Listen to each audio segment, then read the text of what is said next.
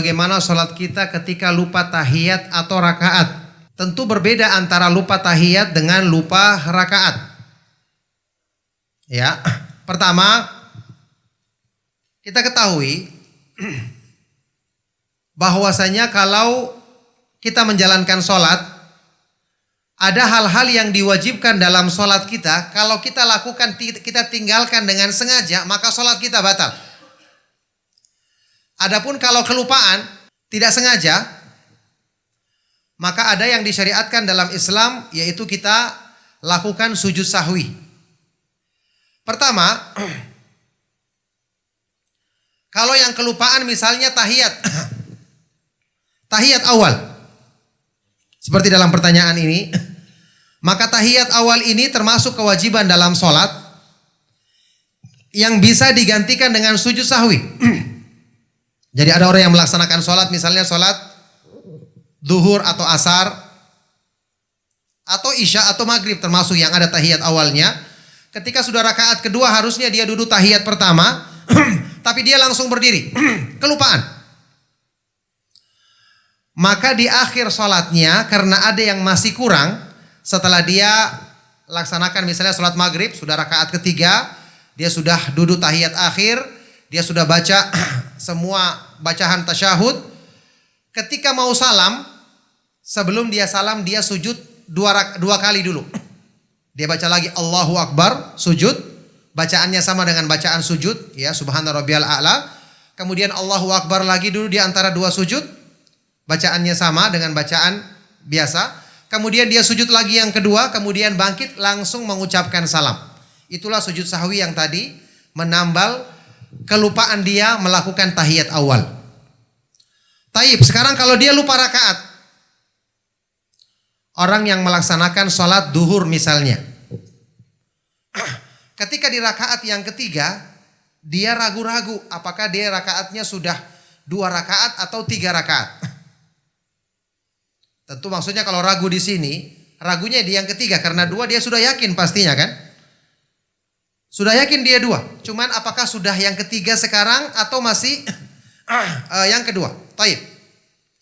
Keraguan disebutkan di dalam hadis sahih riwayat Imam Muslim itu ada 2 bentuknya. Ada yang keraguan itu sifatnya pilihan antara yang 2 atau 3 itu sama kuatnya, 50-50. Kalau yang seperti ini kondisinya, dia tidak memilih salah satunya, 2 atau 3 sama kuat.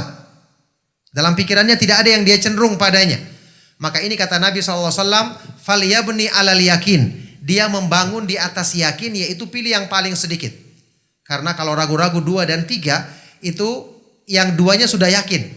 Tinggal tambahan 3 ini yang ragu pada hakikatnya. Maka dipilih yang paling sedikit. Ini kalau sifatnya keraguan-raguannya sama. Dan di akhir dia melakukan sujud sahwi. Bagaimana sujud sahwinya? Dia melakukan sujud sahwi sebelum salam sama seperti tadi.